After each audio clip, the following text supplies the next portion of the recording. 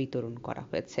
গাজীপুর জেলা বিএনপির সভাপতি AKM ফজলুল হক মিলনের নির্দেশনায় 2 শতাধিক কোমলমতি ছাত্রছাত্রী ও জনসাধারণের মাঝে চারাগাছ বিতরণ করেন সদর উপজেলা বিএনপির আহ্বায়ক কমিটির সদস্য অ্যাডভোকেট মোহাম্মদ আলামিন হোসেন।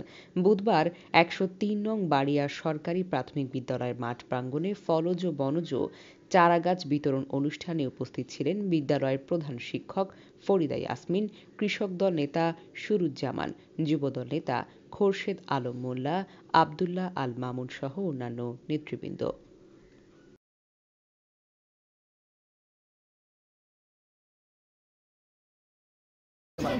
আমাদের নামে বিভিন্ন অপপ্রচার হইতে পারে, সেই অপপ্রচার থেকে আমাদেরকে কৌশলে আমাদেরকে অত্যন্ত ভালো কাজের মাধ্যমে এই অপপ্রচার রোধ করে সমাজে ইতিবাচক বার্তা বয়ে নিয়ে আসতে হবে। সেই ইতিবাচক বার্তা হিসাবে আজকের এই বৃক্ষরোপণ কর্মসূচি, আমরা ইউনিয়নব্যাপী এই বৃক্ষরোপণ কর্মসূচি চালিয়ে যাব।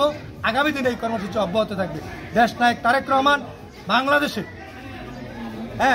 দেশনায়ক তারেক রহমান বাংলাদেশে যে ইতিবাচক রাজনীতি শুরু করেছেন, সেই রাজনীতির ধারা অব্যাহত রেখেছেন।